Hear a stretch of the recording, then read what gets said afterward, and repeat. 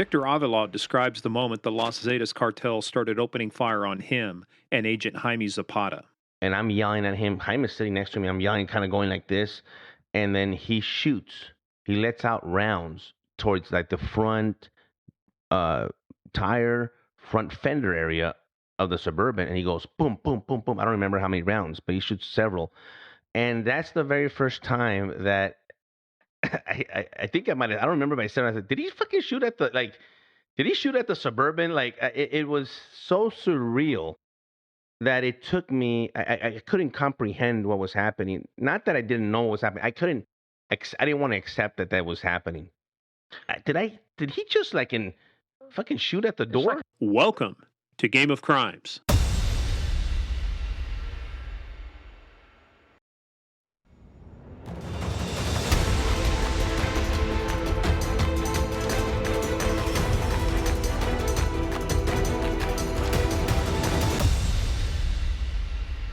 I had never been briefed.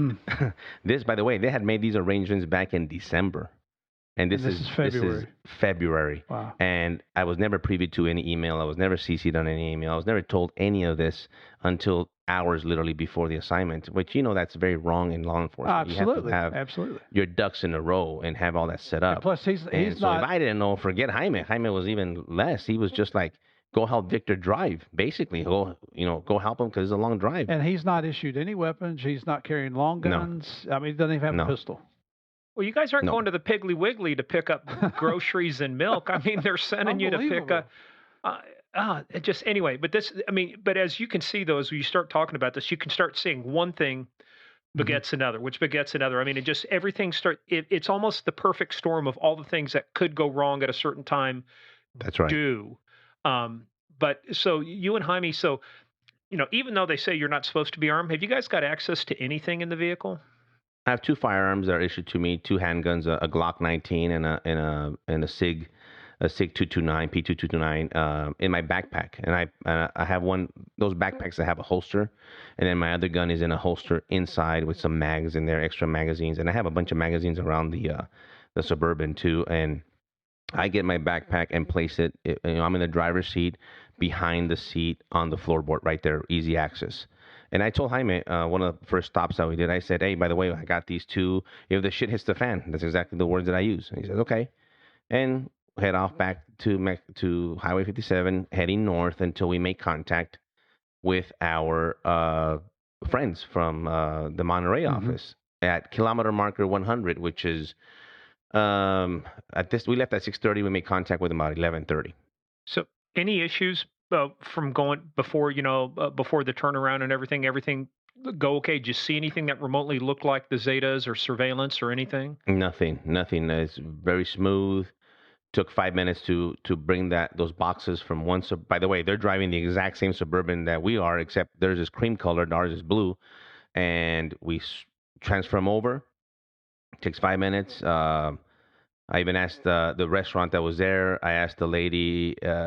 I asked Jaime, "Do you want anything to eat?" The lady's offering to make us something. Mexico lunch is not till 2, and he says, "No, I want to eat at the Subway restaurant that we had passed by on Highway 50." So there's a Subway. There's a Church's Chicken. Wait a minute! You come all the way to Mexico City and you want to eat at a Subway?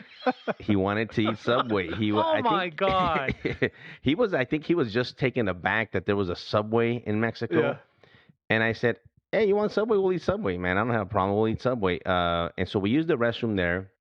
Hey, and I'm going to say something. I want to say something really quick on these boxes. I can't divulge it now, but I just recently got some information. This is the first time that I'm ever going to say this publicly.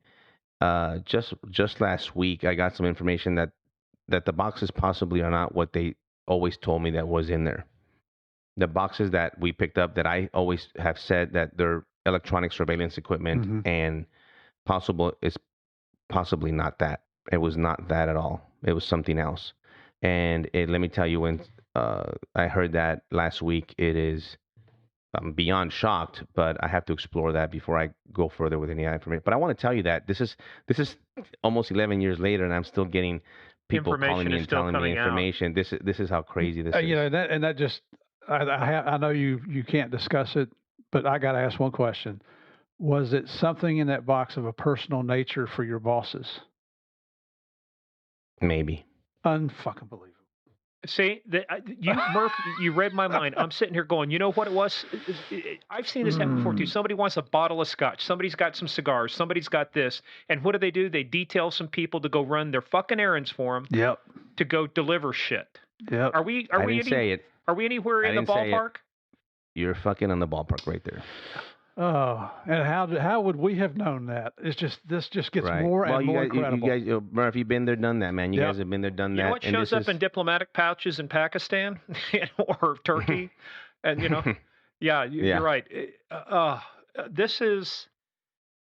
Let me ask you this: level of confidence. Don't give away sources. Level of confidence. How confident are you in this new information that you got? Very, very confident. Jeez. It's a very reliable source. It's a person that has, because of the timing, they couldn't have said it before, and that's why it took a long time to say it. Yeah. And it had to say it in person. This is how serious this is.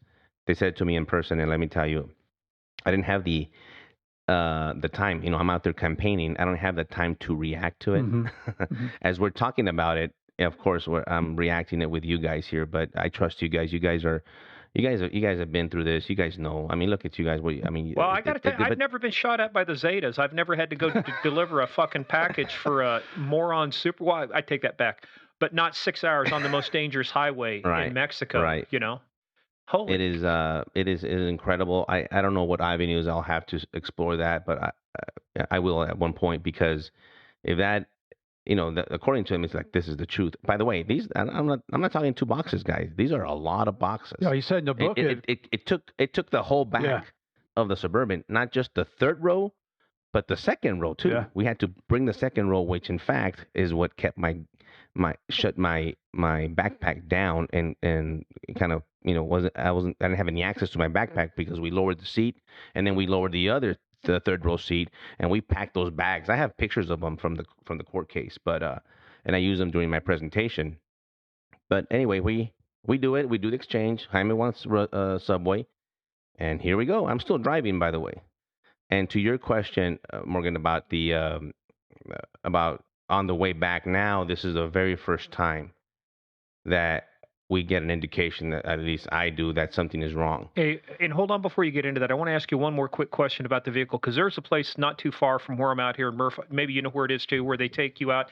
You have to go through special driving sometimes with armored vehicles, because it is not the same as driving a regular vehicle. The center of gravity is different. How they handle is much different. Did you go through any of the special driving courses for the armored vehicle? Did they have you go through it at that time, or just issue it to you? Nope, no training whatsoever. Now, of course, it exists, but this is my training in Mexico City. This is before we got the 2009 Suburbans. It was an old armored Dodge SUV, and I go, the very first assignment, I drive it, and I have my supervisor with me. We're going south to a Mexican office, federal office, and we're going, bumper to bumper on the freeway, and I'm trying to stop at 2 miles an hour, and I don't know. I never driven it. It takes a little bit extra to stop. Like stopping a train. And you got to start braking an hour before you want to stop. Yep. I hit the bumper of the front car, which is like a little small Nissan Sentra, and knocked the shit out of the bumper. And I'm like, oh no. And then we get off. My supervisor's like, oh no, we're gonna have to call the insurance. And you gotta be fucking kidding me. Let's give this guy fucking 1,000 pesos and let's get the hell out of here. We'll pay him more than it's worth for the bumper. We'll pay him more, and he could replace it. And no, we gotta wait for the insurance. And the insurance adjusters over there are in speed bikes. They're driving all over the city. Wait 2 hours for them to show up, and write the report. I gotta write. Listen to this. I gotta open an investigation, a file with a case number about the little bumper fender bender that I just had. Keep that in mind. Keep that in mind about the investigation of what I had to do for that fender bender and what they did not do when an officer gets killed in the line of duty. Yeah. And so, no training, trial by fire. Same thing with Jaime. He had never driven an armored vehicle. And so at the time, and I'll get to that point. I'm about to get there, because we're driving back, and within a few minutes, there is a Mexican federal police unit, police car, in the middle of it's a 4-lane highway, 4 going south, 2 lanes going south, 2 lane going north. and in the big median, grassy median, and there's a Mexican Federal Police unit with a police officer in uniform standing outside with an M4 in a quasi three-quarter position, Mm-hmm. Scanning traffic, literally going left to Like right. he's ready to right shoot. to left. Like, what the hell is this guy doing? I never in my life have seen that ever. And I've been through illegal checkpoints. I've been through legal checkpoints, police checkpoints, cartel checkpoints, you name it. I've learned how to navigate through those as a diplomat, as an agent. This was not that. This is a guy in the middle, and I'm not the only one slowing down. It's all the people. This is people driving on this freeway, and they're like, "What in the heck is that guy doing?" No, they're slowing down, and we do the same. And I'm driving, and he's looking at us, and we're staring at him, and I got very scared. I was scared. I kept on driving, and the only vision I have is from the side mirrors, and I'm looking at him, and he's still there. And I finally, he's out of sight, and I turned to Jaime, and I said, "Are you all right, man?" He says, "Nah, I'm a little scared." I asked him, "Are you scared?" He says, "Yeah." I said, "Me too, man. That was fucking weird. That was that. I'd never felt that. I felt uneasy. I didn't feel safe." Mm-hmm. And then we started talking again, and whatever. We kind of forgot about it. Drive another a few hours till we get to the subway, and this time it's about 1:30 in the afternoon. And beautiful day, 72 degrees.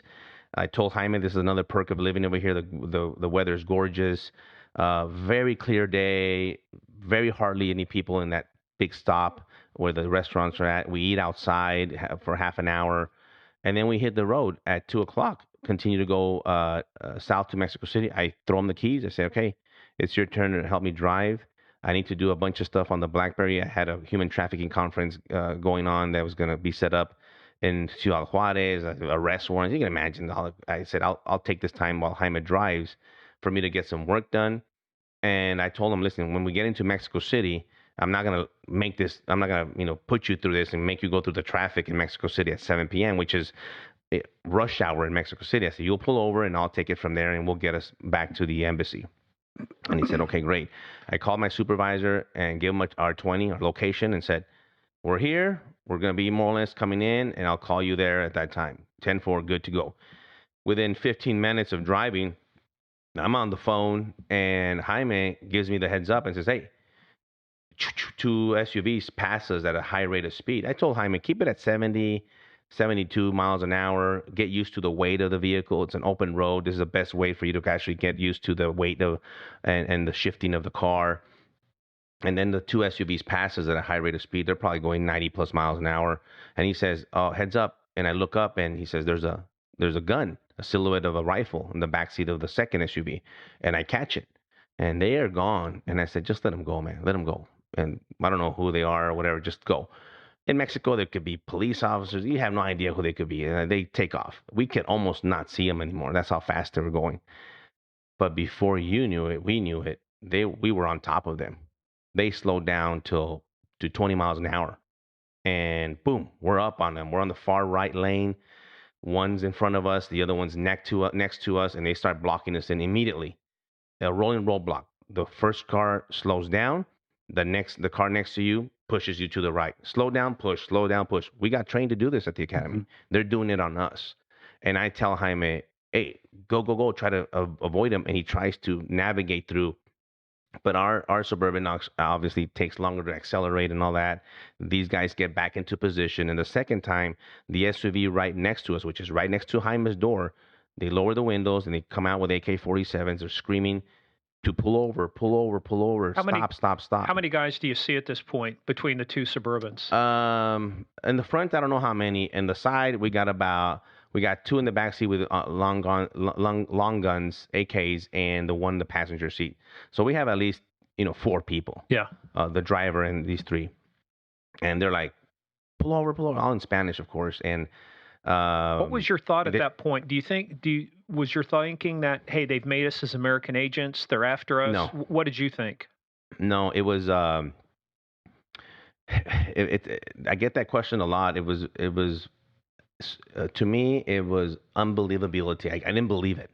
It took me a while to believe what was happening. Like, this is not happening type. It took me a little bit to kind of hit me that, hey, we're in trouble here. And I tell Jaime, like, avoid him. and they push us so hard to the far right, to the shoulder, where they actually, your instinct is to avoid a crash. And they're almost hitting us mirror to mirror from vehicle to vehicle, and we come to a complete stop, like an abrasive stop. Jaime puts the vehicle in park. These guys, boom, immediately spanned out like a U-shaped form with long guns. The main guy that comes over, he has a handgun, comes over to Jaime's door and opens the door. Like literally, when he pulls on it, he's expecting for it to be locked, but it actually opens the door. And I'm in the passenger seat. I look over and I see him standing there with a gun. He was even surprised that the door opened. And Jaime, from that handle that I had told you about, grabs it and immediately, within less than a second, shuts it down. And boom, boom, boom, we're locking the doors. And that's where my window comes down on my side a couple of inches, because the lock buttons are next to the window buttons on that panel. So as you're trying to hit the lock buttons, you're hitting the window down button. We're hitting the window buttons, but we didn't know. We didn't know that. The window comes down a couple of inches. I mean, maybe 2 inches, and we don't know. Your car has dip tags on it. I'm looking at pictures of your car here on the internet as we're talking. It's got diplomatic tags. It looks like it's got flashing lights tags in the grill. It's got strobe lights on the grill. It has a PA system that doesn't work because they hadn't fixed it and they hadn't replaced the speaker. It has a GPS tracking device for distress, as a distress signal. Mm-hmm. I hit that distress signal, and it did work. Oh, okay. 8 hours later. Oh. Say again? What? The GPS distress signal that was installed in these Suburbans is a distress signal that sends an immediate siren to an office in Washington, D.C., then submits to that a GPS tracking signal to give your location of where you're at if you're in distress. It's a toggle switch. I hit it. And it did send the message, and it sent the siren to Washington, D.C. 8 hours after the shooting. What caused the delay? Didn't work. It just did not work. Okay. It had already been malfunctioning. We had told them, listen, the little light is flashing red, it flashes green, it flashes yellow. Yeah. Equipment and failures. I mean, we had to beg for money to replace the brakes on the Suburbans because Mexico is so hilly. Yeah, you go through brakes on those armored vehicles. Yeah. Were you equipped with any kind of an internal, with a radio system at all? No, just our cell phones. The PA system that I could have talked to these guys did not work because the siren had blown in my Suburban. So the siren, the sound and all that did not work. We have our hands like plastered almost to the front windshield. Uh-huh. And we're yelling. I'm yelling at them because Jaime never said a word to them. We just like this. And I said, we're Americans. We're diplomats. This is a diplomatic vehicle. We're from the U.S. Embassy in Mexico City. You're confusing us. Whoever you think that we are, we're not. We're Americans. Over and over and over. Get the effing out. All in Spanish. Get out, get out, open the door, get out. No, no, no, no, no, no, no. Yelling, let me introduce myself. Let me identify myself. I had my black passport in my backpack. I thought, let me get it. No, no, no. Don't reach for anything. We have our hands up. Can't grab my diplomatic passport. Like, we're not who you think we are. Americans. How are these guys dressed? Are they just jeans and stuff? Hoods over their face? What? No. Not covered. They're not in any military or black kind of military, nothing. They're in jeans, tennis shoes, and T-shirts. Very, very clean-cut individuals. So they didn't care if you could identify them or see them or not? They didn't care. What does that tell you? The impunity in Mexico, they control that area. It's theirs. Yeah. It belongs to them. We're the intruders there. And yes, they knew that we were Americans, and I'll tell you because they testified years later in the trial. They did hear me say that we were Americans. They thought they had killed the U.S. ambassador. That's how clearly my message was that we were Americans. And they still decided to open fire when in the past we had this unwritten rule in Mexico, especially after Kiki Camarena was murdered in 1985, that the cartels don't mess with U.S. law enforcement. Mm-hmm. That was kind of a protection that a false protection now that we kind of, covered ourselves with. That means nothing now because the cartels have again then broken their own rule. Oh, we're going to get the wrath of the government, of the U.S. government to come take us down. They don't fear U.S. law enforcement anymore. They don't fear forget Mexican. They don't fear them. And that day, they could have said, "Oh shit, these are Americans. It is not who we are. Let's get the hell out of here." They could have said that. As a matter of fact, it happened. It happens a lot in Mexico where other DEA, FBI agents, and even ICE agents have been held at gunpoint in different parts of the country by cartel members, and they ID themselves, and they're like, "Oh, get the hell out of here," and they leave them alone. Not that day. What? Why? I mean, we'll probably get into that too. But was the object the vehicle? No, absolutely not. And that's the. If you believe that rhetoric, I have a bridge to sell you. There's plenty of bridges down there. That's what I'm saying. Is that because what we want to do? A lot of people that are hearing this are going to get your book afterwards. So I doubt Yes. very many people have read your book beforehand. So what we want to do is, I'm acting. Steve's read the book. I'm acting as the person who's listening to this for the first time. So if they weren't after the vehicle, what were they after? They were after to kill Americans, not Victor Avila, not Jaime Zapata, but they were going to kill Americans that day. Wow. They did. They knew it. They did. So They knew it. They had plenty of opportunity. This is not a shooting that happened in 7 seconds. It was over. they had plenty That's of not the way this opportunity happened. to back away. Plenty. I mean, You could see the tags. I mean, it was obvious. Oh. You were telling them. How long I mean, before the first shot is even fired? How long from the time that you come over the hill and you see them until that first shot's fired? How long of a time are we talking about from the time you see them and they bring you to a stop, and then from the stop to the first shot? What kind of time frames? I would say about a good 2 minutes. And if you know anything about law enforcement, that's a long That time. is a long time. That is an eternity. That is an eternity. And so it was literally yelling back and forth. And then, so then the door closes, the window comes open. We're yelling. I'm directing myself to the guy that's kind of directing the group, and he's by Jaime's door. And I'm yelling at him. Jaime's sitting next to me. I'm yelling, kind of going like this. And then he shoots. He lets out rounds towards like the front tire, front fender area of the Suburban, and he goes boom, boom, boom, boom. I don't remember how many rounds, but he shoots several.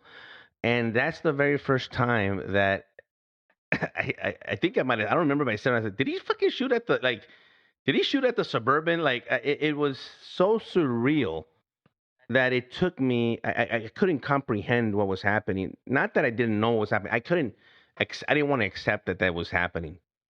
Did he just fucking shoot at the It's door? like, are you kidding me? You're doing this? So were the rounds, those first set of rounds, actually impacting it, or were they? Yeah. Okay. No, he hit the boom, boom, boom. He shot Could the you door. feel it inside? No, yeah, and then he shot towards the tire. So I'm thinking, oh, these guys they're gonna flatten the tire, so we're not going anywhere. And in the middle of that commotion, two of them, they're kind of in a semicircle in front of them. Two of them come to my window, grab my attention. I look over them, and boom, they see the open window, and they introduce an AK and a handgun by my head. And I immediately brace myself, like as much as I could make myself smaller into the seat. Remember, the boxes are right next to me, all the way back. We couldn't jump to the back of the Suburban. And so I brace myself to the post, and I put my finger on the window button, and the window goes up, and it catches both barrels of the two guns, and they start wiggling the guns. And I see the guy wiggling the AK from the butt of the rifle up and down, and the guy's doing the same thing with his gun, doing this, and I'm kind of like this, and without notice, they open fire into the cabin of the Suburban. And I have hearing loss in my left ear because they're literally shooting like this. And I'm looking at Jaime get hit on his right side, on his torso area. I get hit once in my chest, once in my leg, but I didn't know I had gotten hit. There was a lot of, the rounds are flying all over the place. I have a lot of shrapnel and glass that's cutting my face. And so I'm kind of bleeding, and I'm cleaning my face.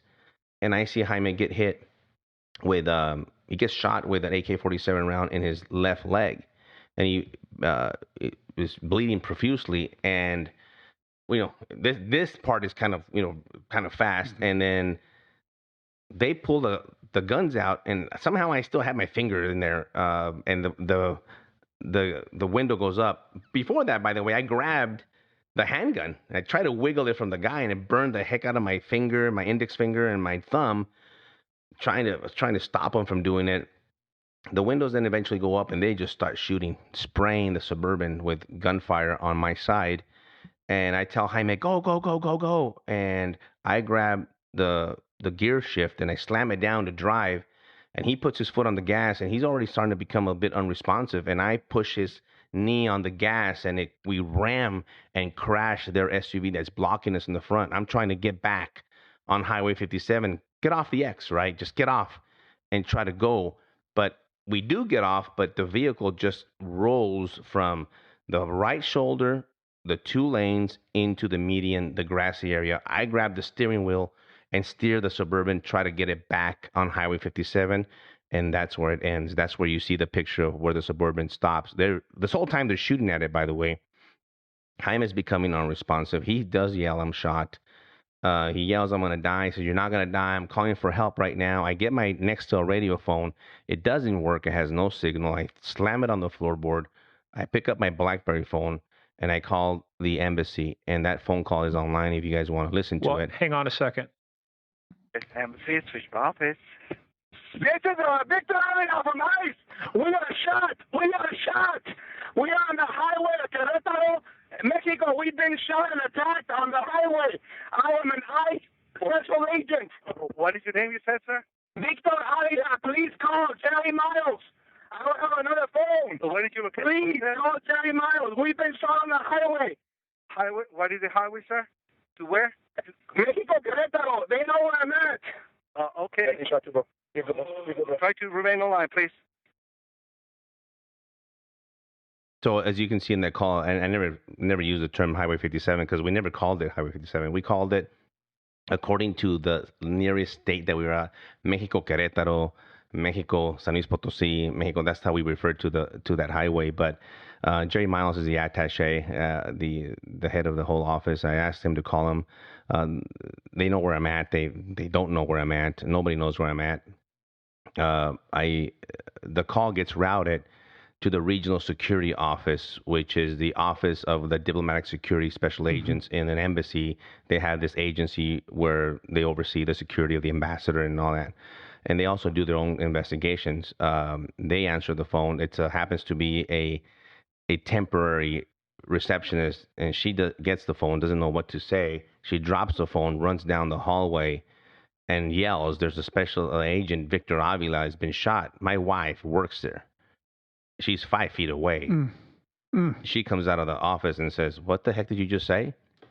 She didn't know, obviously, that was my wife. He says, "There's an agent, Avila, that's been shot." And my wife goes into distress. She literally starts throwing up. One of the diplomatic security special agents gets on the line. One of my friends, Eddie, didn't mean to say his name, but a good friend of mine. And he's like, "Where the hell are you?" And I'm yelling at him, and there's a lot of commotion. So when the SUVs took off, they took off, by the way, but one of them made a U-turn and came back and parked right in front of me, right in front of the Suburban. And 2 of them came out with AK-47s. They stared at me right in front of the hood area. And I stared at them, they stared at me, and they just opened fire with the AK-47. And you see the picture there, Murphy, the 2 white, they're trying to penetrate the armored glass, the bulletproof glass. And they're shooting, and I'm just, at that point, I'm just kind of frozen. And then they run, I think they think that I'm dead at this point, and they take off. That's when the calls came in. Eventually, I get in a call where it gets routed to a bunch of people. I then call the only person in the Mexican Federal Police that I trust, and that's the guy that's head of our vetted unit, the commander. I call him. He was able to dispatch a helicopter, and the helicopter's dispatched from Mexico City. But now this is 40 minutes before anyone shows up. And there's a lot of things that happen in between those 40 minutes. I'm attending to Jaime. I'm trying to stop the bleeding. He's almost unconscious at that point. Where can you detect that he's been shot at? You said he was shot in the leg. Was there any other wounds you could detect when you were doing the triage? Yes, he was shot multiple times in his torso area if you imagine it from the window coming down like the armpit area down to the rib area. And I could see that. But it's the one that I was concerned with is the leg, and because that was the most devastating shot. Because it and hit then the my friend, femoral artery. yes, absolutely. Um, my one of my friends, an agent that was at the ICE office, he gets on the line and he says, "Are you shot? Are you shot?" And I said, "I don't know, because I have a lot of blood on me. It's Jaime's blood, is my blood." And he says, "You got to check yourself. You got to physically check." And he used to be an EMT.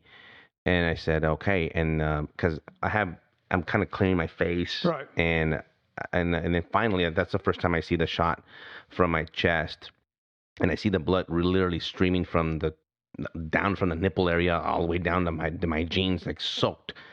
And then I looked at my leg and I said, "Holy shit, that's it. I'm done." It wasn't the same shot because I got shot with the handgun, um, and I got shot in another shot by my shin and the lower part of the leg. That one I didn't even know until we got to the hospital. But so then he says, take off your belt, and cinch it all the way up. And I did, and made a tourniquet off of my belt on my leg. Um, and then I was on the phone with the helicopter pilot, with the police, with the ICE, with all these people. And I told my friend, I said, whoever you're going to send over here, it better be somebody that we could trust, because I'm not just going to go anywhere. I was then. People asked me, were you scared? I was not scared. I didn't feel anything. The adrenaline was so high that I didn't have that time. And it wasn't until we got rescued, believe it or not, that the Mexican military and the Mexican federal police showed up. And then the helicopter landed right there on Highway 57. That the panic started to hit for me, because then I thought, okay, this is it. They're gonna know that I'm alive, and they're gonna kill me. In Mexico, you kill anybody, and nobody knows who killed who shot who. They could easily, a military guy would shoot me right then and there, and they would have said he was dead from the original shooting. And that's where I use the word petrified. I was so scared to go to the hospital. I was on the phone with the Mexican federal police, and I said, please, all you do, please send me some backup that is going to defend me, that's going to protect me, not corrupt police officers that are going to kill me. And so they fly Jaime and I in this helicopter to the town of San Luis Potosi, and they're in the hospital there. They take Jaime into one trauma room. They take me into another. By the way, I grabbed my guns. I threw them in the backpack. I threw all the phones in there. And I remember yelling at the staff, like, nobody fucking touches my bag.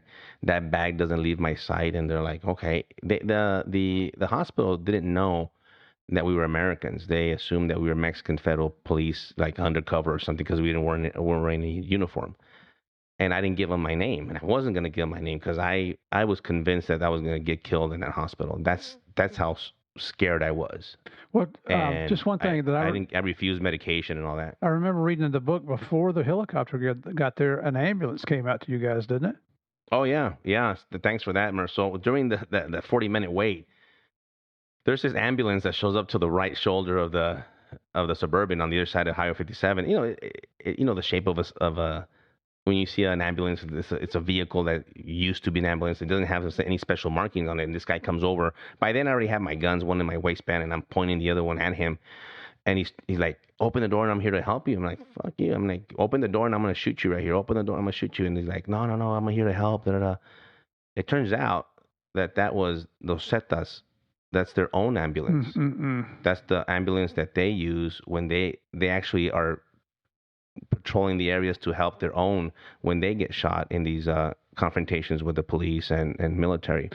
So I'm so glad I didn't open the door to them. And the reason I wanted to point that out is you're telling us you're petrified, you're scared, you're in fear for your life, which is exactly what kept you alive. Because you see an ambulance show up. We're used to here in the United States, an ambulance shows up, that's the good guys coming to help you. But your fear is what kept you alive. You had the presence of mind to make the right decision there. Yeah, it's incredible. Then another guy showed up a little while later, the state police guy on the other side. And that had a very clear vision, because it didn't have, over here is very limited with all the shooting on the window and the glass on the armored window. But on the other side, I see this state police guy, and the state police are he's wearing a polo shirt with a patch badge and jeans, and he's coming around, and I'm flanking him with my Glock. I said, come over, motherfucker, come over, and I'll just blow you right here. And open the door. I'm here to help you. And And I said, open the door. Open it. Sorry, Skippy, I've been through this already. We ain't doing it again. Yeah. He can't see me. I could barely see him, but he can't see me pointing the gun at him. That's how it's shot up. And he eventually just leaves. And so then eventually everybody shows up. We end at the hospital. I refuse any medication because I'm thinking they're gonna just pump me with something, and I'm gonna fall asleep, and I'm done. How soon before your own folks show up? How soon before you've got Americans there to where you know, hey, I've got some help here now? When's the first time an American shows up? Showed up at the hospital around. The shooting happened at 2:15. Showed up at the hospital close to 3. The first American showed up around 7:30 p.m. Coming from where? From Mexico City. But here's the thing. Before him, the number 2 in command of the Mexican Federal Police flew in the Black Hawk helicopter, but we had already taken the helipad from the hospital, so he landed the Black Hawk. They landed it right there in the grassy area, shook the whole building. This guy comes in. I'm at bedside. He comes in with the phone with a picture of a blue Suburban, and he tells me, "We know that you were confused. It looks like these guys thought that you were police agents. Look at what the police officer drives. He just drives his blue Suburban." And I told him, first of all, that is a blue Suburban, but that's not my blue Suburban. It looks nothing like it. And so they're trying to set up the narrative, right? Yeah. But here's the thing. I know this guy. I've had lunch with him. We had a huge meeting with him. I had a meeting with him, members of the Mexican Congress, all having to do with human trafficking and some other things they wanted to do. And I told him, "Hey, Luis, don't you remember me?" And he looked at me and I said, "We had lunch at the sushi restaurant in Santa Fe." And you should have seen his face. He's like, "Holy shit." He turned around and left. That individual right now is in custody in Mexico City as a Sinaloa cartel member. Oh, man. And wasn't he the number 2? He was number 2. Yeah, in that agency. There are not enough words that I can use that have profanity in them to express. And I'm sorry, this is probably the one podcast that I probably use the most, but it's it's real. That's what and that's the words that I used. Well, you're talking to brothers here. You're talking to brothers. This is family. Yeah, and and this is one of the reasons why we like doing the longer form stuff, because it's not just the hit. We just want to hit the high points. Okay, you had this, you got shot, great. How are you doing now? Okay, thank you very much. We're not into 30-minute podcasts. That's for other folks. This is really where we get down, and it's just like. But I got to tell you, what was the explanation for why? The alert goes out, you say 2:15, and it is 7:30 at night before you see an American face? What gives? Yes. What takes? They couldn't get transportation. Oh, please. How close is the hospital to where you were based out of in Mexico City? Driving time, we're ways out of Mexico City. We're about 4.5, 5 hours away from Mexico City. Mm-hmm. But you had to fly there to respond. But what I'm saying is, the Mexican police responded. That was my whole point. Yeah. You don't tell me if you wanted to get out there, you couldn't commandeer, get yourself a Black Hawk or something. America's got assets down there. Yes. The ambassador could have said, get these guys on an airship and out there right now. Correct. And it took that long. So the first guy, dear friend of mine, they send an ERO.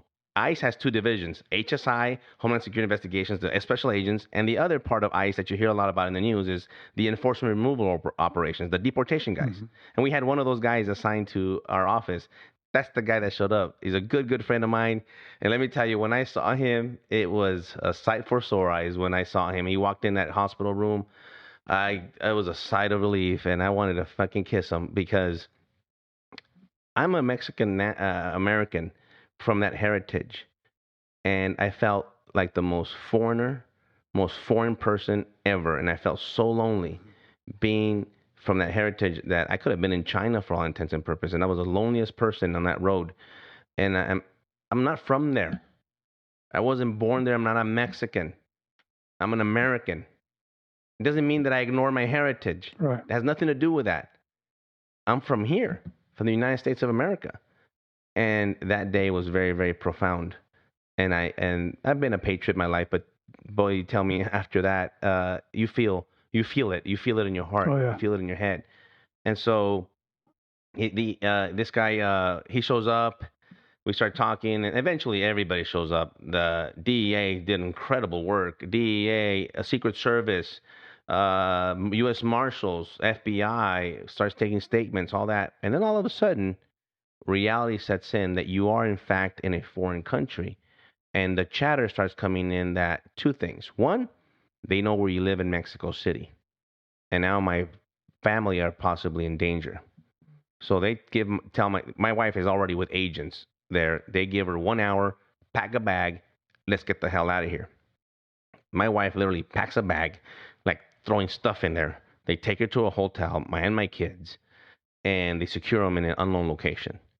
At the same time, back here in San Luis Potosí, they don't want to release Jaime's body, and they don't want to release me. When did the Mexican government? Yeah, before we get too far into this, let's back up a little bit. How soon after you were shot, your wife heard that, when the word came in that you were shot, how soon before you had the chance to talk to her? That probably at about the same time when the Americans came in, probably about that same time, about 7 o'clock, I was able to call her from one of my cell phones and talk to her and tell her that I was alive. When did you learn about Jaime? One of the doctors came and told me in Spanish. In Spanish, it's appropriate, but I didn't like the words that he used. He says your partner has expired. In Spanish, it's se expiró, which is protocol. I mean, the way you say it, I'd rather say he passed away or something. I didn't like it the way he described it, and I told him, please treat him with dignity and respect. And he said, I will. What time was that? No, that was way before the Americans showed up. That was like almost right away after we had been in the hospital. I was still in the trauma room, and he came in and basically told me that. So that was within an hour or so, probably. I don't remember the exact time, but it was right away. Did he make it? Did he make it at least to the hospital before he died, or do you think he died on the way? I don't know. Okay. At what point did the hospital staff find out that you were Americans?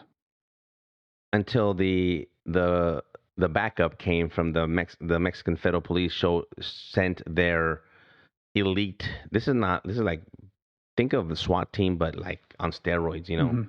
We were talking about the incident in Colorville. They sent that specialized team from FBI. Yeah, the HRT. That's the type that showed up, like heavy duty, heavily armed, and they secured the whole hospital. And they come in through the doors, and I see them from the room that I'm at, and they come in and like they're all covered up. And Victor Avila, I said, yes, I'm here on direct orders from the commander that I was talking to.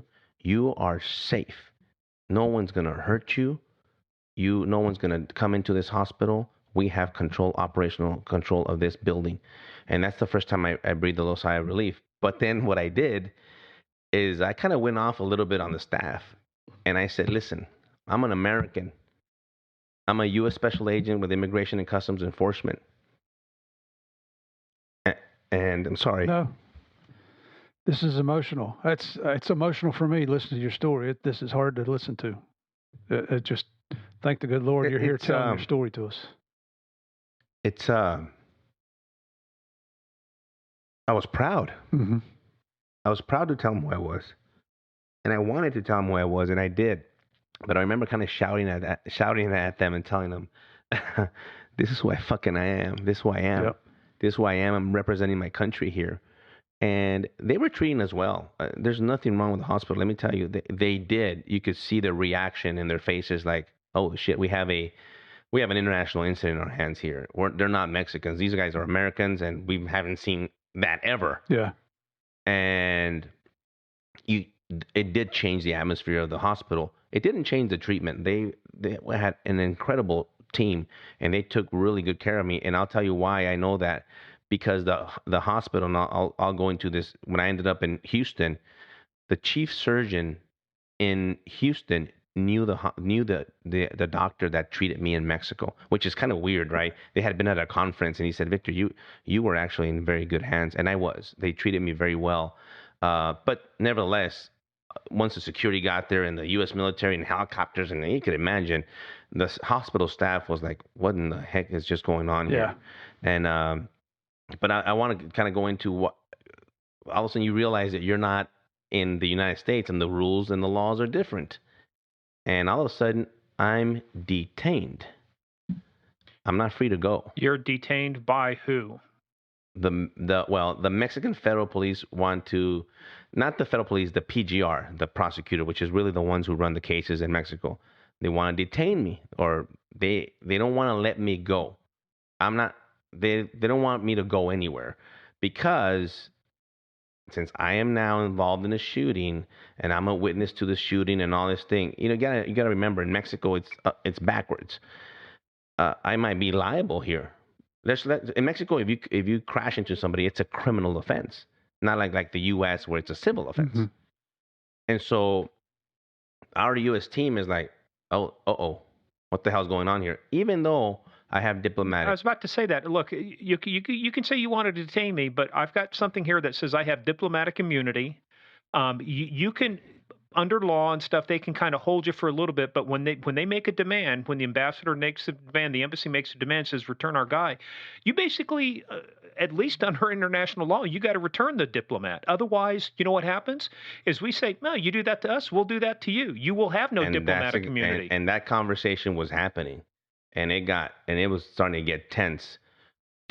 You heard the diplomatic immunity conversation and what level does he have and da da da da da. And so the U.S. government is like, we're not going to deal with this shit. And we're going to take both of them out of here.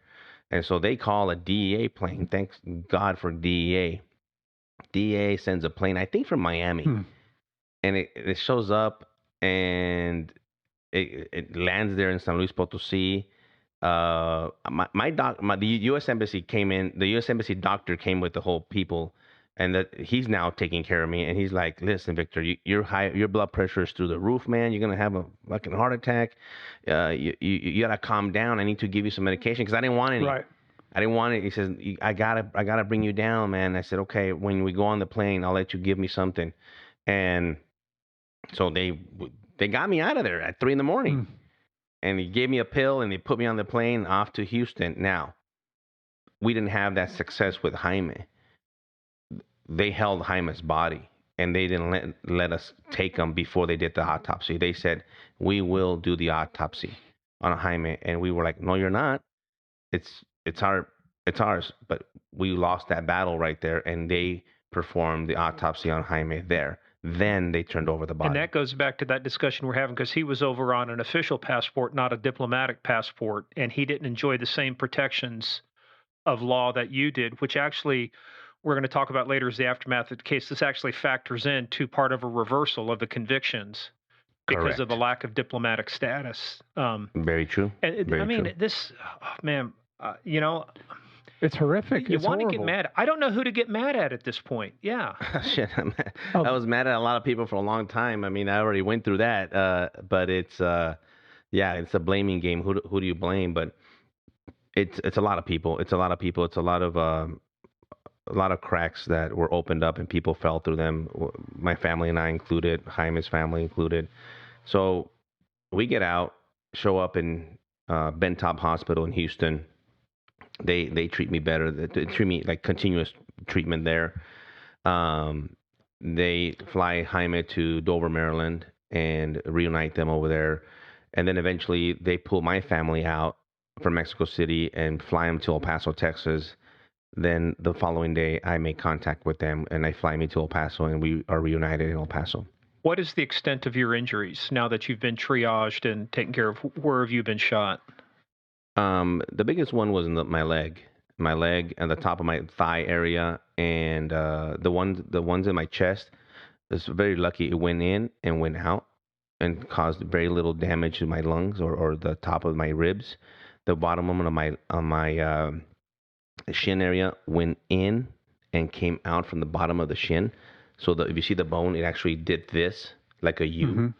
Mm-hmm. The one on my leg is still in there. I still have my bullet in my leg because there was just so much trauma to have. When it went in, they're like, they cleaned it all up and did all that and says, we're not going to pull it out because if we go in there and pull it out, it might cause more trauma to your leg. And we don't want to take that chance. The same doctor in Mexico said the same thing, and the surgeon in Houston agreed with them. And 10 years later, I still have it. I get an X-ray once a year, make sure it hasn't moved. It's encapsulated in scar tissue, and there it is. When you take a picture of it, it's there. Was it an AK-47 round or of the? No, the pistol. It was a handgun. Yeah, it was a handgun. What caliber was it? I think it was a. I don't know if it was a 9 or a 40. There's a big confusion of what it was. I don't know if it was a 9 or a 40. Okay. Well, still, no matter. It's like. Were you hit? Do you think Jaime got hit with the AK-47? Were you hit with any AK-47 rounds, or were they all pistol rounds? They were all pistol rounds, and I had a lot of shrapnel and glass because I was right next to the glass, and so I have a little bit. I have the scar on my finger. It's really funny. When I got to the hospital, my hand was hurting. It was burning. It was pink because it was all burned.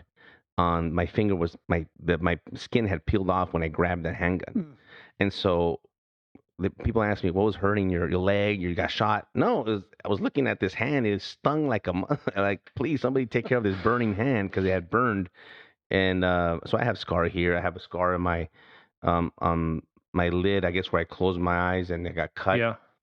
So I have reminders of scars like that. Hey, quick question on the Suburban.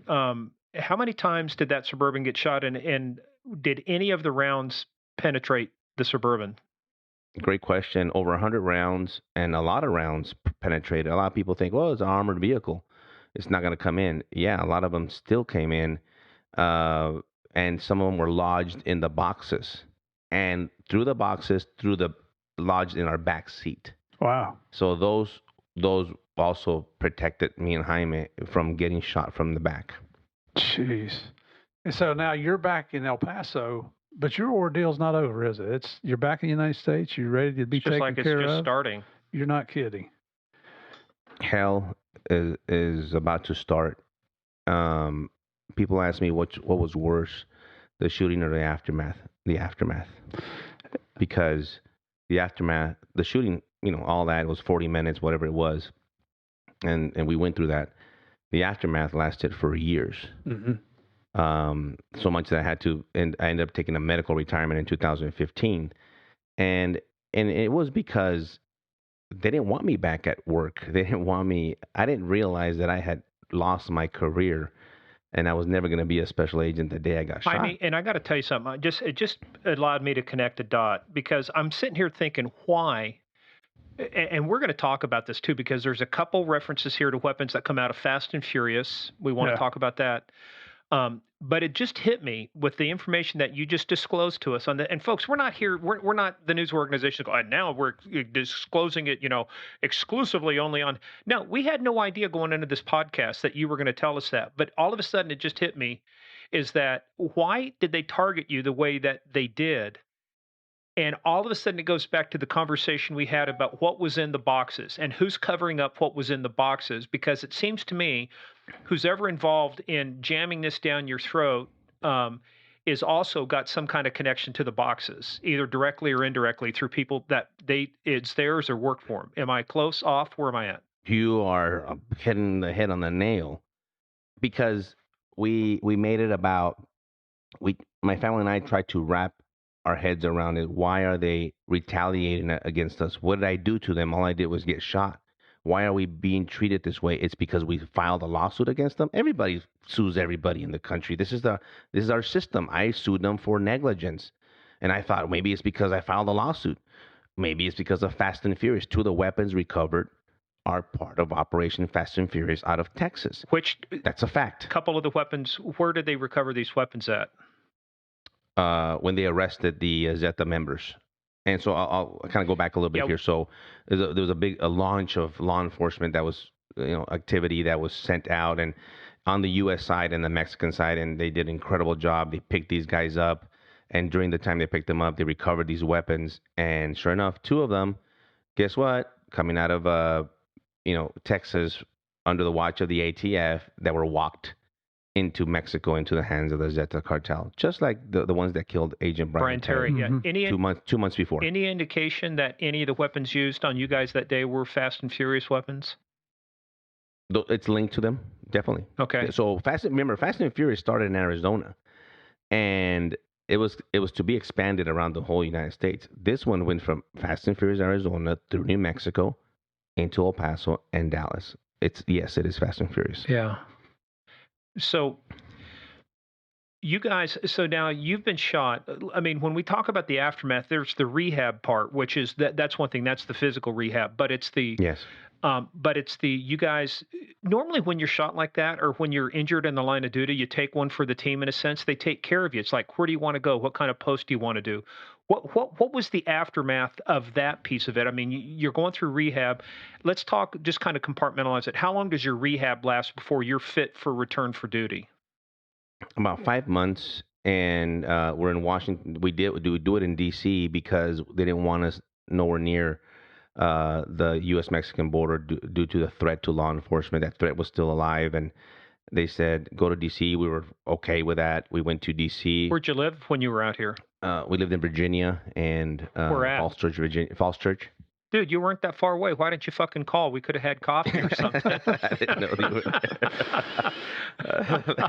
And so it was terrible. By the way, we hated it there. It wasn't. It has nothing to do with Falls Church. It has nothing to do with Virginia. It has to do with the atmosphere, of course. My kids.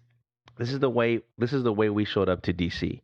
They put me at the Residence Inn in Falls Church. They gave me a phone. They paid for 2 weeks, and they said, "You call me, and whatever you need, Victor, you let me know. Call me."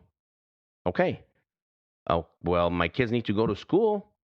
We don't have any clothes.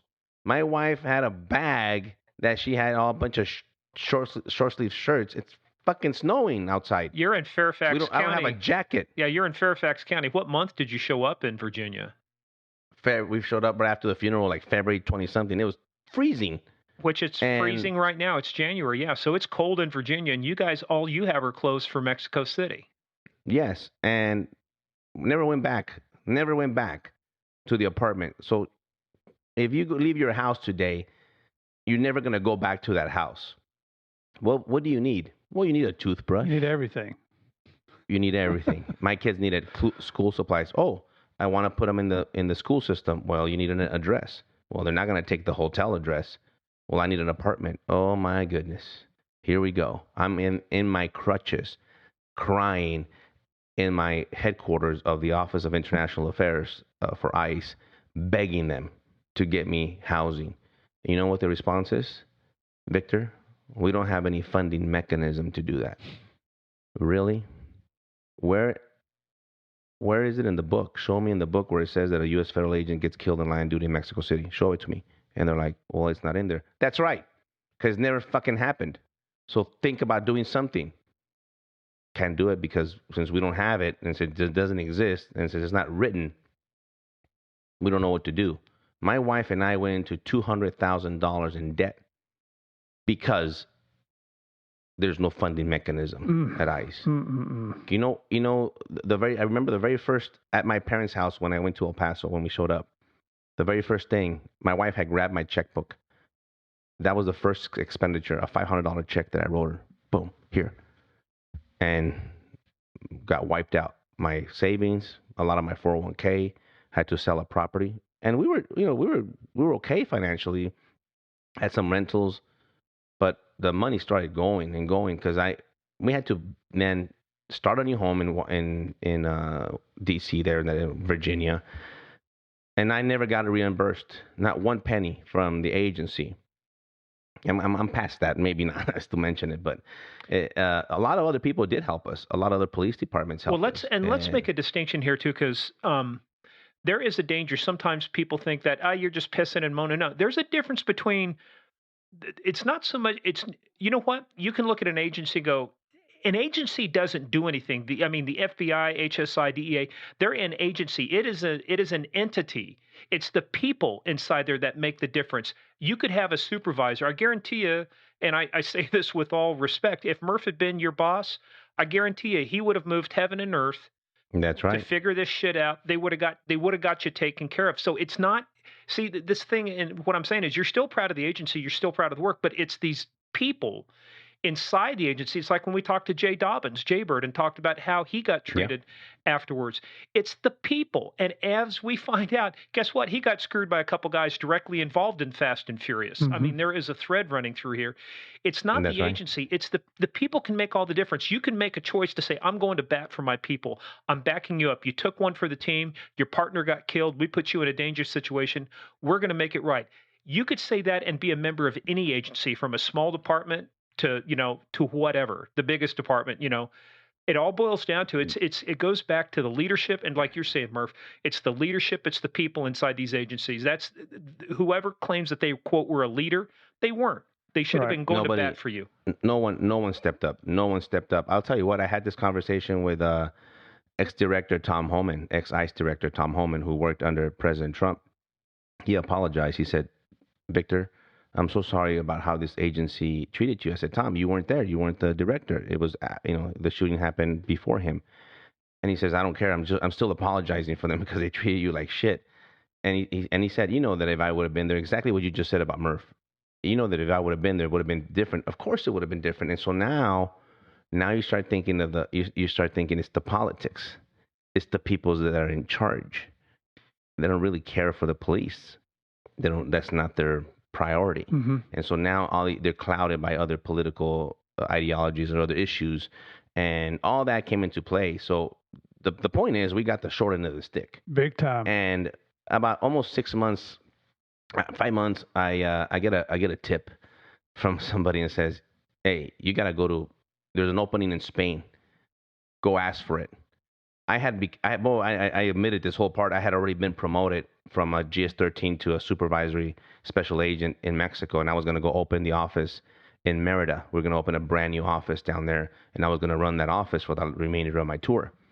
And a lot of people are like, "Well, Victor got promoted because he got shot." Fuck you. I earned that. I got promoted way before I took the test. I passed it, and I was promoted. As a matter of fact, Blue 52 and the other one during the Jaime's funeral came to me and said, "Listen, don't let anybody tell you that you got promoted because you got shot, because you were already promoted and you were going to open that office." I said, I know, but people might not know that, but I know that as long as I know that. Anyway, right. So they said, there's an assistant attaché opening in Spain. Go do it. And I did. I went to the director's office and I basically told them, "You're going to send me and my family. We need to get the hell out of here." And we did. They gave it to me. We go to Spain. Oh, Madrid. It's beautiful. It's nice. It's a good place to be. It's an actual diplomatic post where you do shit and you drink coffee and drink wine. And okay, I could do this. This is how it really is. This you get is how to find the other half lives. Yeah. And by the way, the Spanish wine. I mean, I've been to as they say over there, Barcelona. Barcelona. Yes, gracias. Very proper Castilian. That is, I mean, it is. It's such a beautiful area over there. Yes. And when did you get to Madrid? Got there August 2011, and it was great. What'd your work consist of besides clinking, drinks and having coffee? Yeah, no, I started making contacts with the Guardia Civil and the police there. They have a lot of issues in Spain with immigration and border issues and drugs and gangs. Believe it or not, they have a big issue with gangs over there. And the Basque separatists, there's some terrorism issues there as well. A lot of counterterrorism as well, and so. It's a pretty good post, and you could do what you want of it, right? And I was doing what I could do of it. But what happened to me is 8 months later into that post, one day I was going to go to work, and I didn't. I didn't wake. I woke up and I didn't go to work. And my wife's like, "Aren't you going to go to work?" And I said, I can't. She says, "What do you mean you can't? Are you sick?" I said, "No, I don't want to." She's like, "What do you mean you don't want to?" I did not want to get out of bed. And the way I tell you this is very, very strange for me to share it to you this way, because this had never happened to me in my life ever. I've never suffered from anything like this before in my life, so I couldn't understand it. And I fell into a major, major depression. The PTSD hit me hard, just out of left field.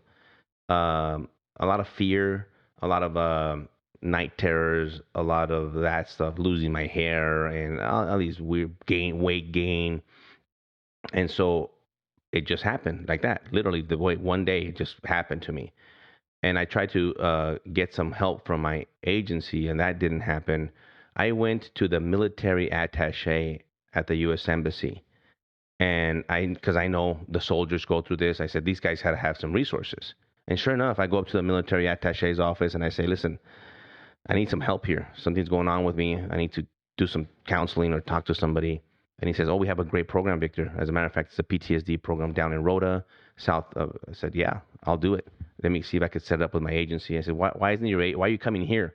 I said, because my agency doesn't do anything. I know you guys have these programs. Well, we'll try to do something. Well, before I even get back to my office on the different floor, he had already called my boss and told him there's something wrong with Victor. And that's the part what people don't understand with PTSD. There's a very different types of PTSD. I never had the PTSD where I wanted to hurt anybody or hurt myself. It was just, for me, it was very physically manifested PTSD, depression and anxiety type of PTSD. And I felt violated by that the military attaché. I go, I told you this stuff in confidence, man, not for you to call my boss and tell him. So all of a sudden, take his gun, take his car, erase his email, and I tell my boss, I need a few months off here. Can I go on workers' comp? How does this work? Denied workers' comp. You can't be on workers' comp because you're in Madrid. Lie. Yes, you can. The State Department people do it all the time. So they lied to me. So I use my own annual leave, vacation time, and my own sick leave to take care of my work-related injury.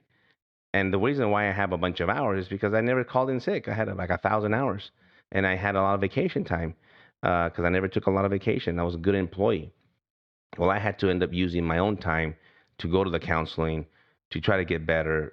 I joined a gymnasium to try to start losing weight and all these things, and that's all happening in Spain. And they're like, uh, one day on on my birthday the following year, August of 2012, on my 40th birthday, my director of ICE says, you got to go, you got to leave Spain.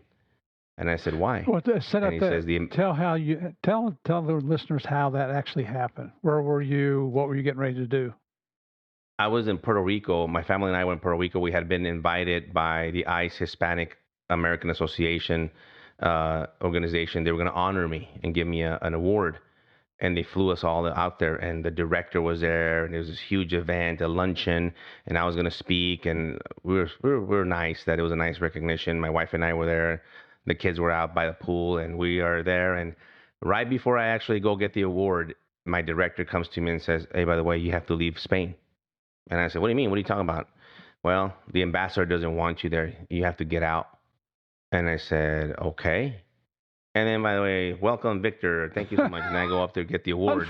This is unbelievable. Unbelievable. And I get the award, and my wife, then we're confused. We fly back to Madrid, and they're like, pick a city. Hurry up, pick a city. Where do you want to go? I said, I don't want to go anywhere. This is a 3-year tour, and I've only been here 19 months. And it's October, September. So now it's September. I don't want to go anywhere. I want to finish. I don't want to pull my kids in the middle of the school year again and go through that. Nope.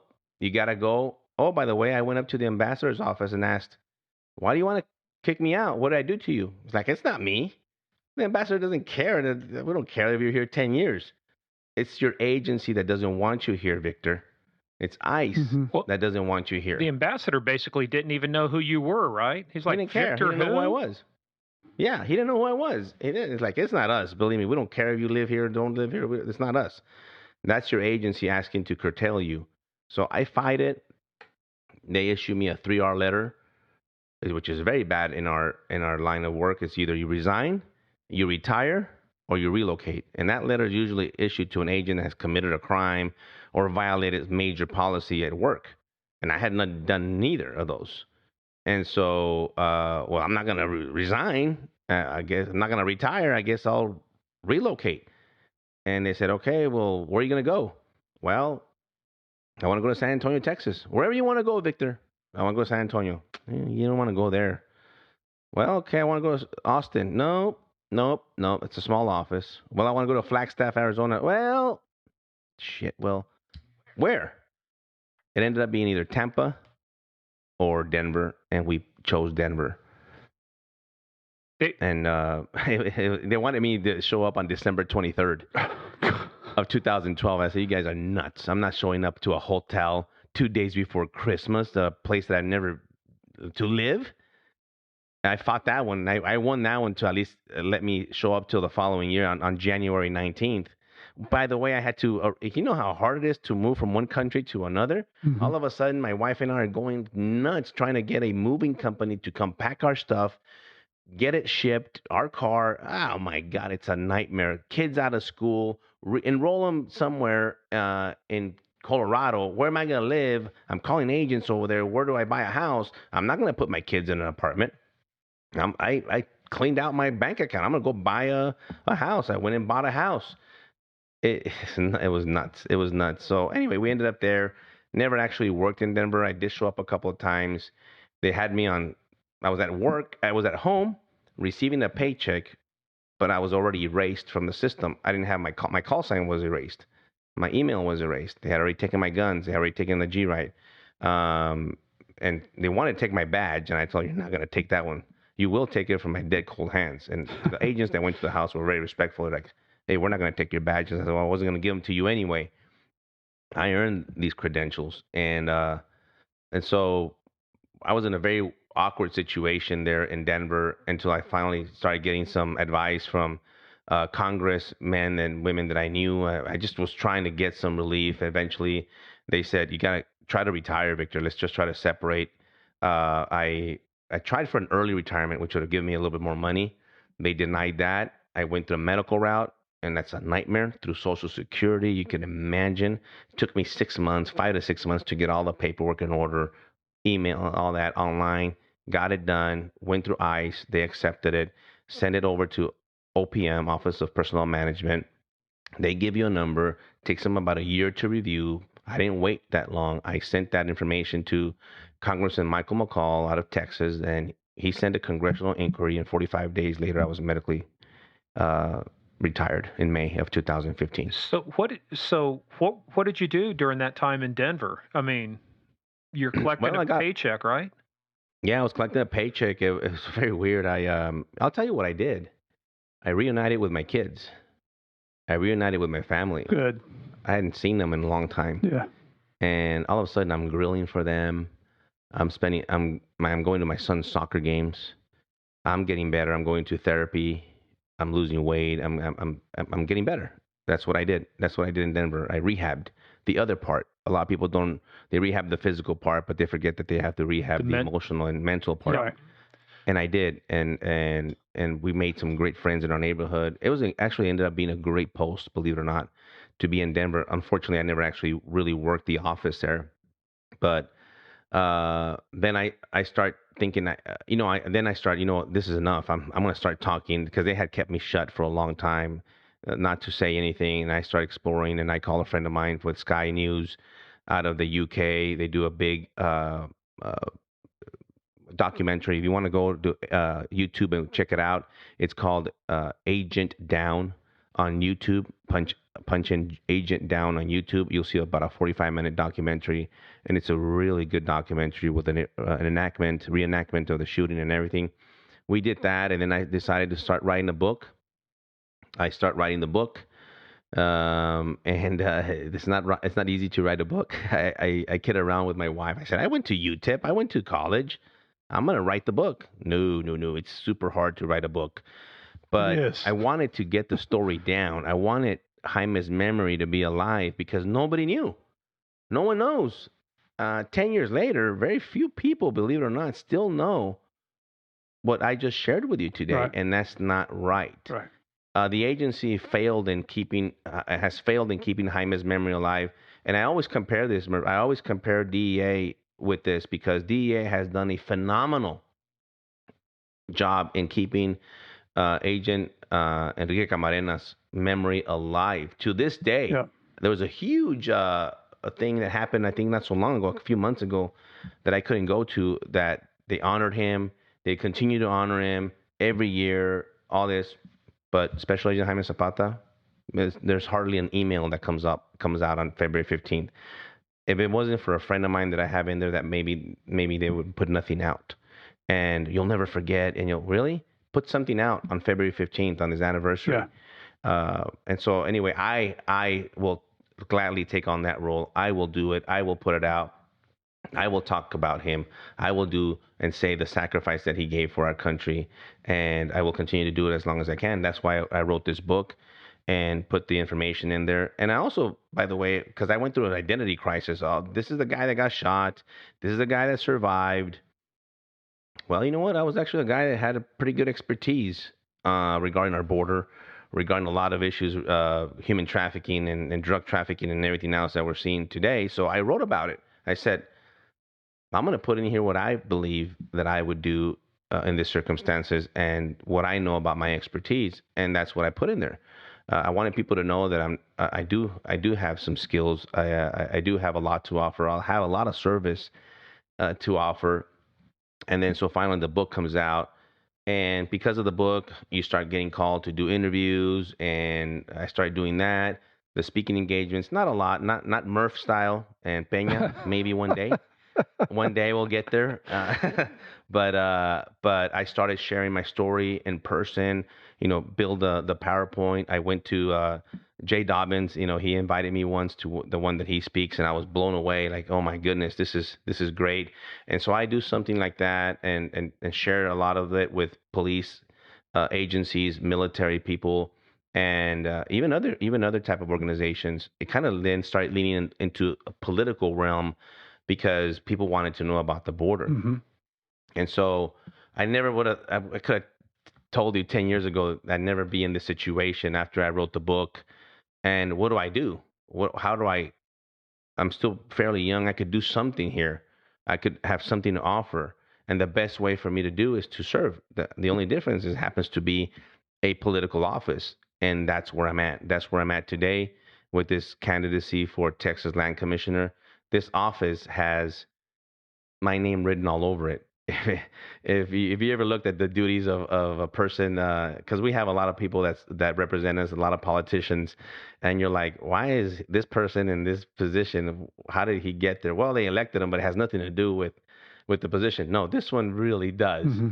And it really matches up really good with what I'll do to defend Texas and frankly the rest of the country, because a lot of people are looking at Texas and what we do here in this election cycle because it's affecting the rest of the world, you're kind of the rest of the country. You're kind of the front line of defense because of the huge border you have with Mexico.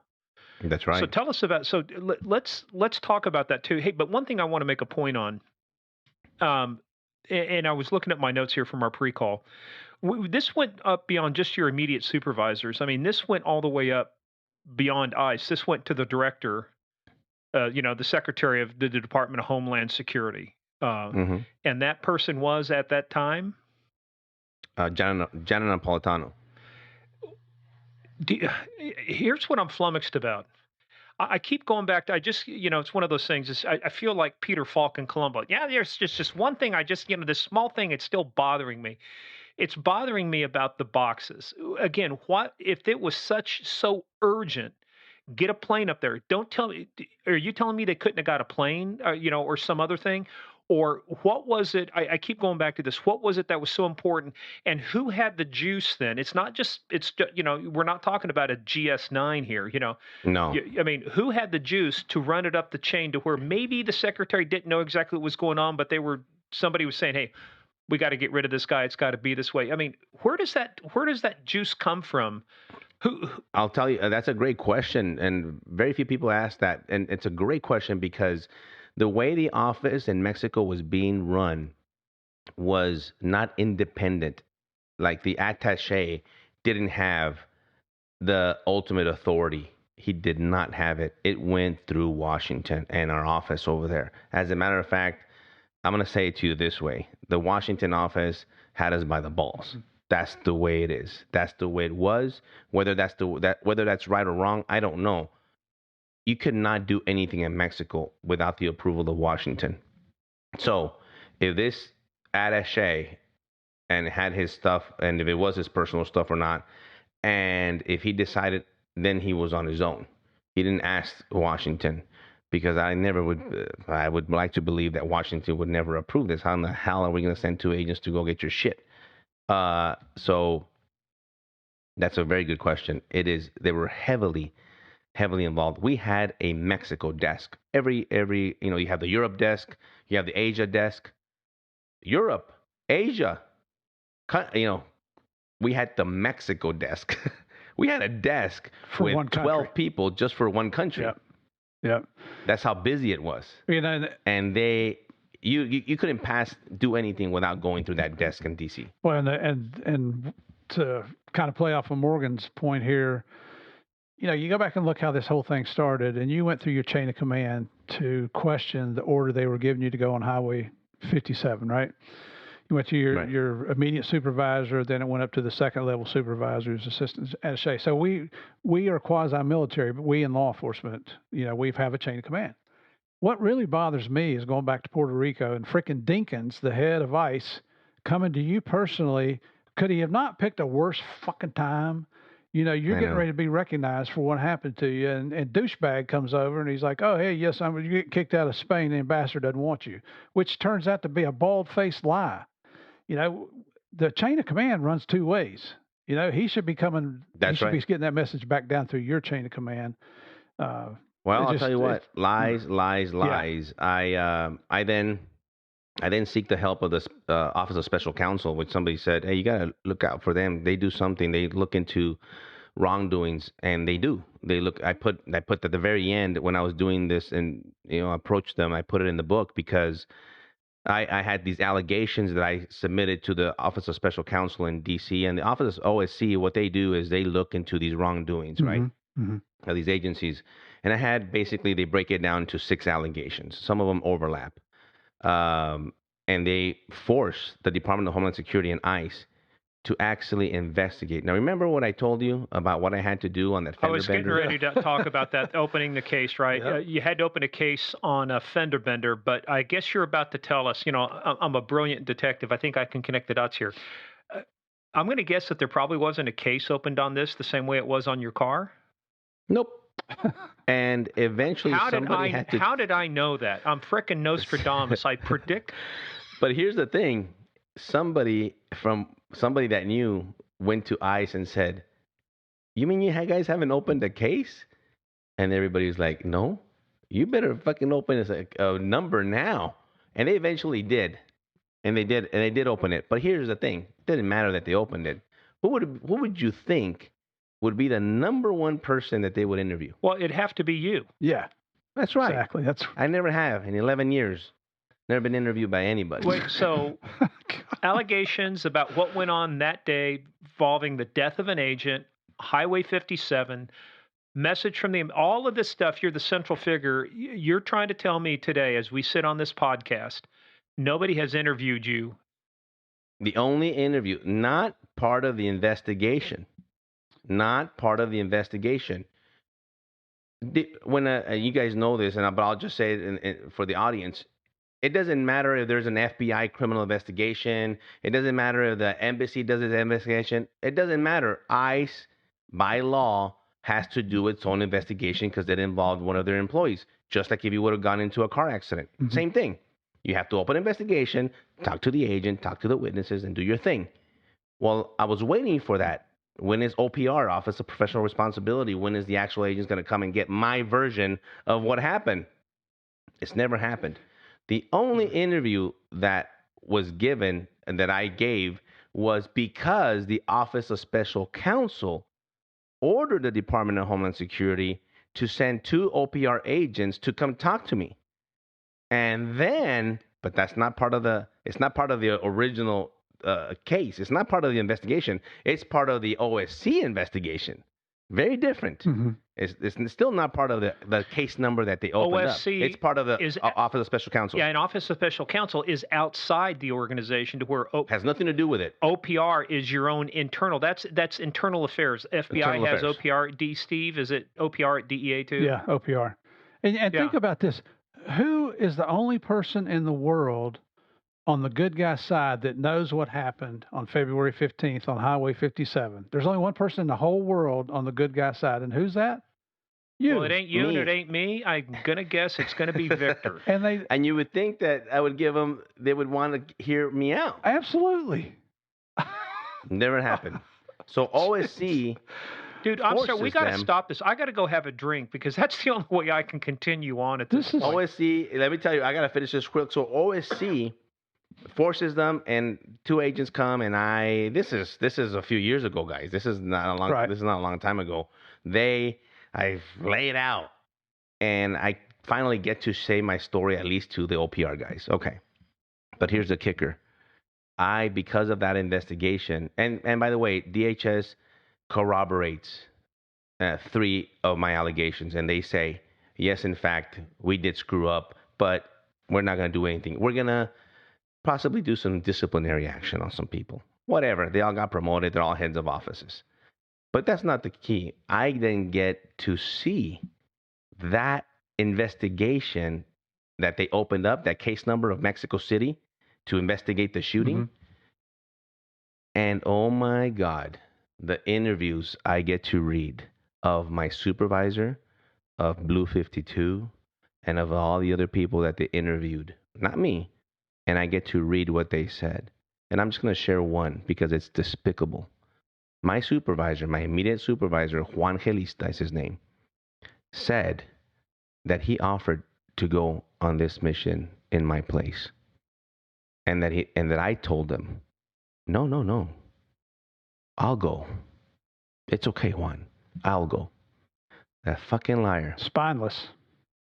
That's almost stolen valor, I think. Yeah. It's close to it. Well, how in the world this is a complete lie. If Juan, in fact, would have told me, Victor, hey, I'm going to go.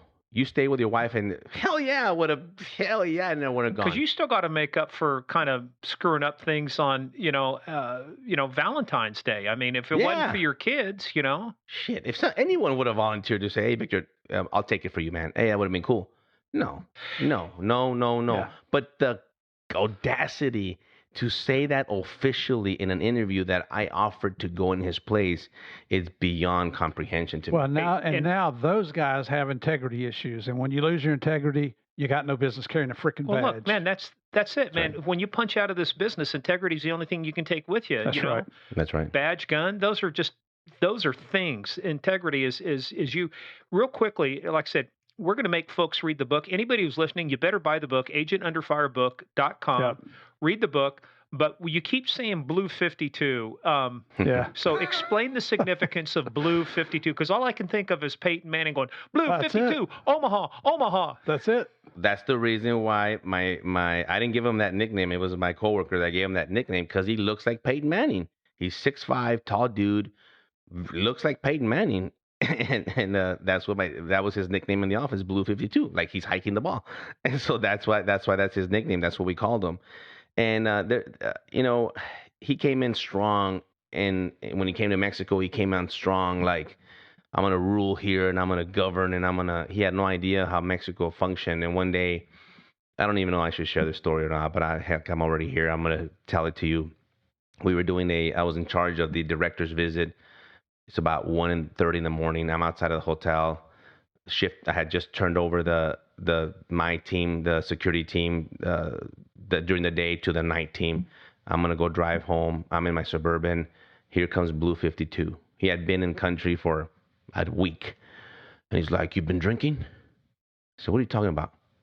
And I was inside my Suburban, sitting down, and he says, "I don't appreciate my detail team and my security, and you're in charge of the security detail. You've been drinking." I said, "Yeah."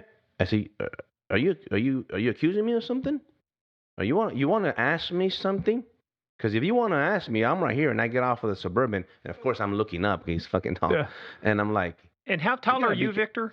I'm 5'9", and he's like 6'5", but I stand in front of him and I tell him, "You gotta be careful how you talk to me.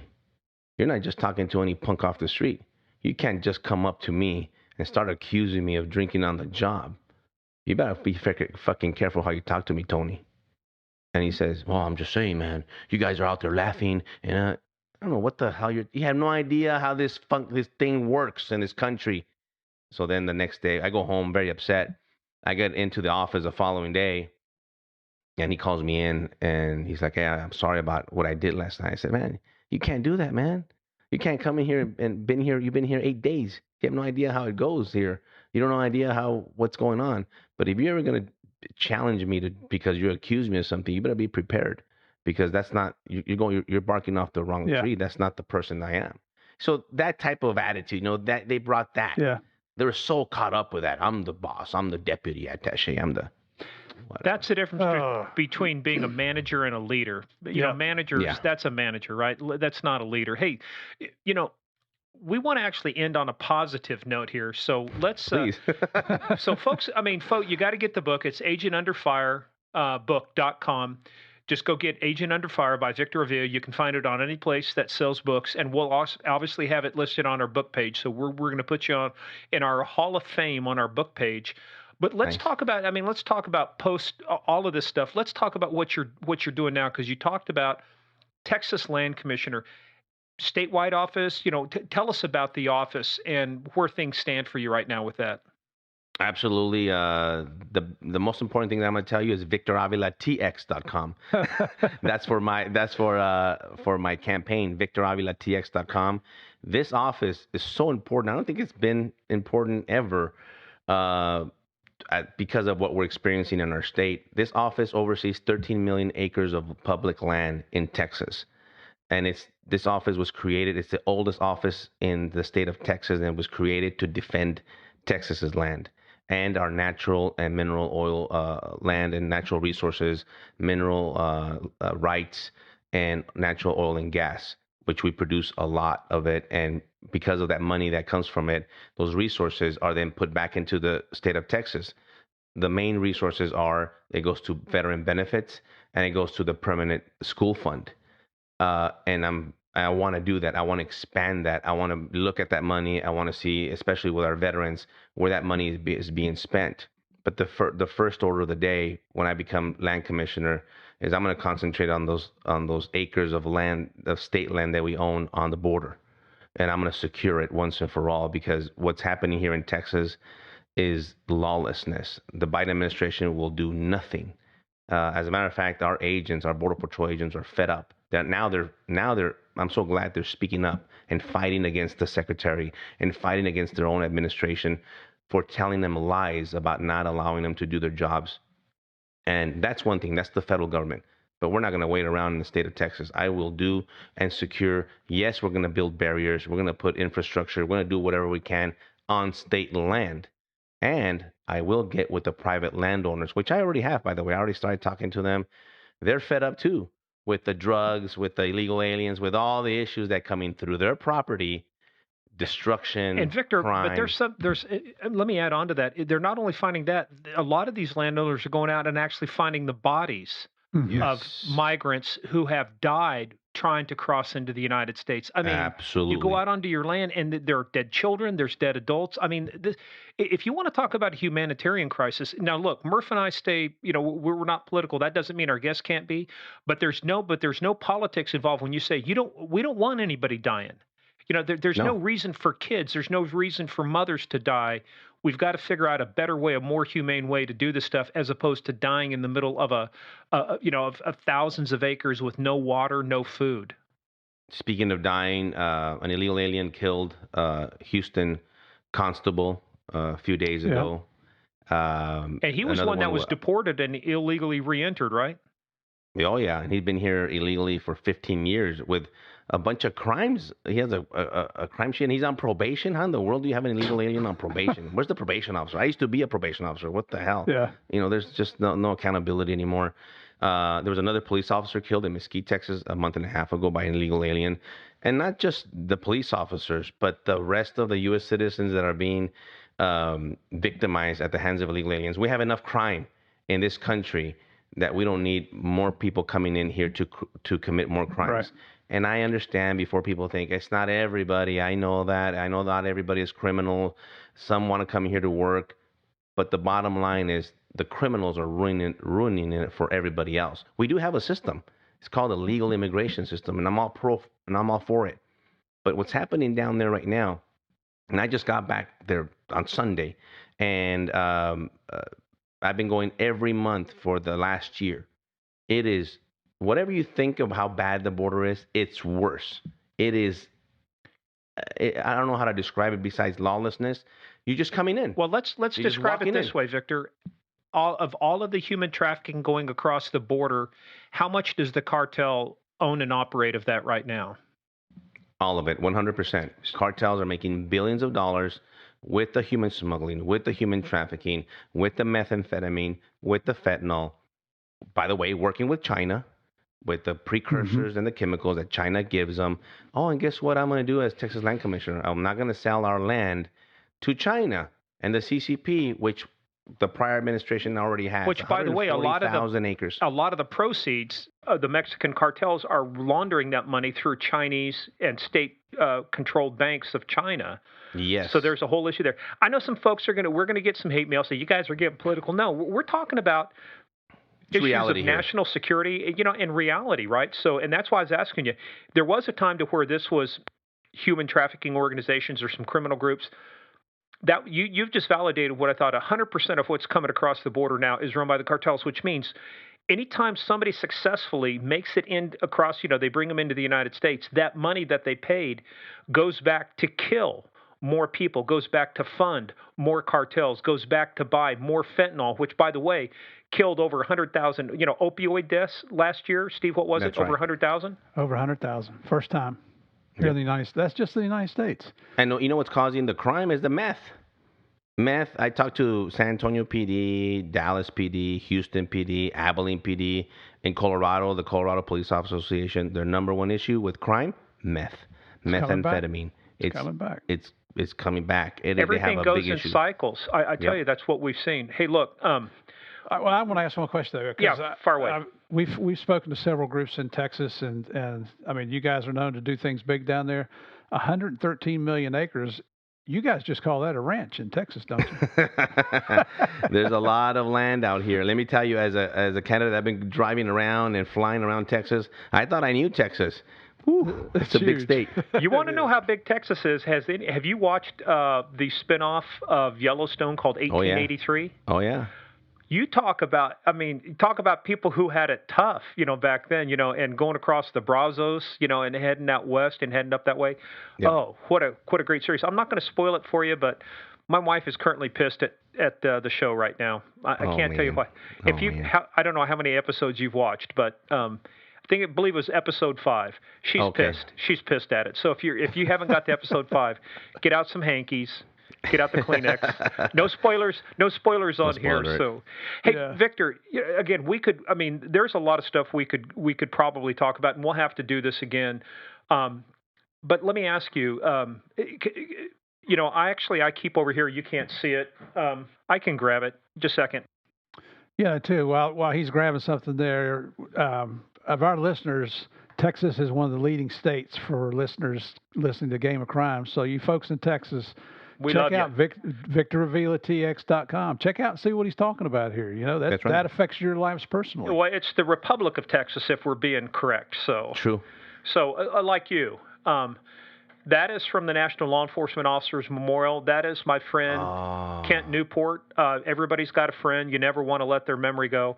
I've gone down and got his etching off of the memorial wall. Very nice. We've done that with Jaime Zapata. We've done that with Jaime as well. Yeah, I keep this. This occupies a place of honor. Always, because it's one of those things. People say, hey, yeah, we remember. Yeah, well, what do you do? What do you do to remember him? So, thing we want to do is just we want to make sure we remember and recognize Jaime Zapata because the anniversary is coming up February 15th. So this episode is going to come out when you hear it.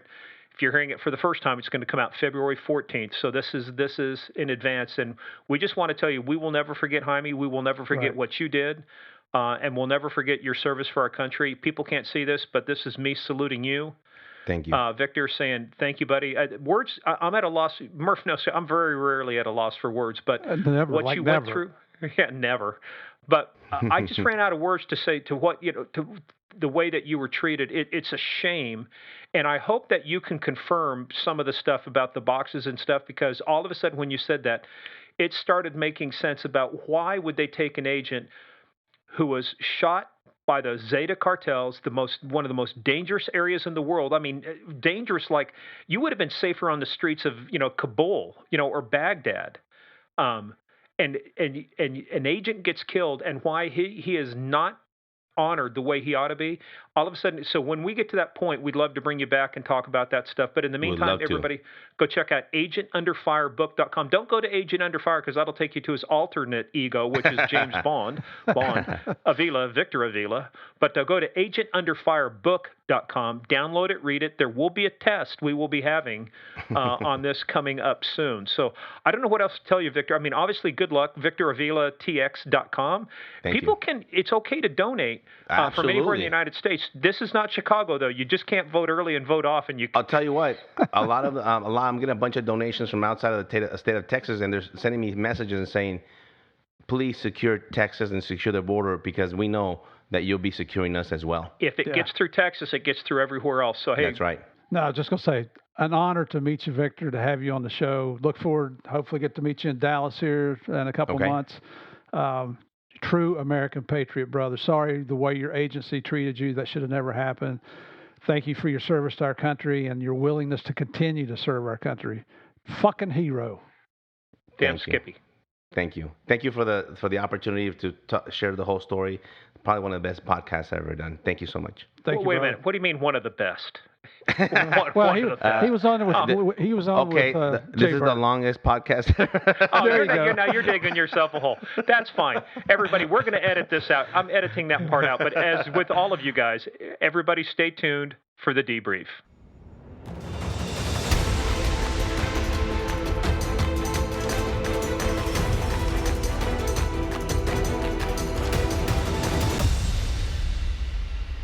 Guys, as we said, this podcast is in the honor of Jaime Zapata. You should never forget this guy's name. Right. Died in the line of duty in a foreign country serving his nation February 15th, 2011. He was 32 years old. Victor was, like I said, wounded as well, too. So we do this podcast in hopes that his memory and his sacrifice is never forgotten. And I got to tell you, if Victor is able to get the rest of that information and piece it together, I mean, I will stand with him toe to toe and find out who the fuck is fucking him over and why they did it. Because again, we made it very clear. Agencies don't do anything to people. Agencies are an entity. They are not a living thing. It's the people inside the agency that do things. And I want to know what people did this and what they did to him, and I want them held accountable. In this case, pure lack of leadership. There was no leadership going on there. These people had personal agendas, especially if we find out what was in those cases that they picked up. And here, you heard it in Victor's voice. He loved his job. He loved being in law enforcement. He loved what he's doing. He's helping people. And what happens? He has to go out on a medical retirement because of his own agency. And to this day, Victor still carries a bullet in his leg from that incident in 2011. It's ridiculous. And let me tell you, the other thing too is there is a documentary out there that'll be on our webpage along with the pictures and stuff. I read some of the comments, and Steve, I got to tell you, I just got so infuriated because nobody listened for the facts. They go, what did he do? He rolled the window down. Oh, he's trying to get his partner shot. This was a setup. They were after Jaime Zapata. People have no clue about what went on. And when you listen to Victor, I just simply ask you folks, for all of you armchair quarterbacks out there that think you know better, why don't you go out and sit in a vehicle and get shot at with AK-47s by the most dangerous cartel in Mexico, 2 carloads of them, by the way, and let me see, how would you react? I guarantee you what, I'd be changing a lot of your diapers and a lot of your underwear because you'd be shitting your pants left and right.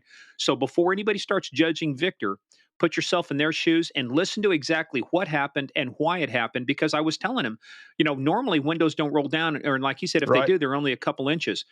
There is a real good explanation for why that window got accidentally rolled down, and I guarantee you, to this day, Victor wishes it never would have happened. Well, and keep in mind, Jaime was there on a temporary duty assignment, a TDY assignment. He'd only been in country 2 or 3 days. So if anybody thinks that, they were out to assassinate Jaime Zapata, I don't know what you're reading. That's about as far from the truth as you can get. That's actually a really ridiculous conspiracy theory. Yeah, so that's why we get the people here who, the people who live the story. Yep. The most dangerous stories ever told by the people who live them. And let me tell you what, getting shot at by the most dangerous cartel in Mexico, thank God they had an armored vehicle. Even though some of the rounds got through, the windows, the armor stopped so many of the rounds. They would have died if they'd been in a regular vehicle. Yep. Yeah. So thank God Victor's still with us. Thank you, Victor, for telling the story. You heard how emotional he got. I mean, this is from the heart. These are raw interviews where these people don't hold back. So to all our listeners, thank you so much for joining in. And we hope that we're enforcing positive attitudes about what law enforcement goes through on a daily basis. The press the media loves to put out, every time a police officer screws up, that's what you hear about. You never hear about the heroic things that the guys are doing. And that's what this podcast is all about. So God bless all of you. Thank you for joining us once again. Yeah, and again, this podcast is in honor of Agent Jaime Zapata, into watch February 15th, 2011. Never forget.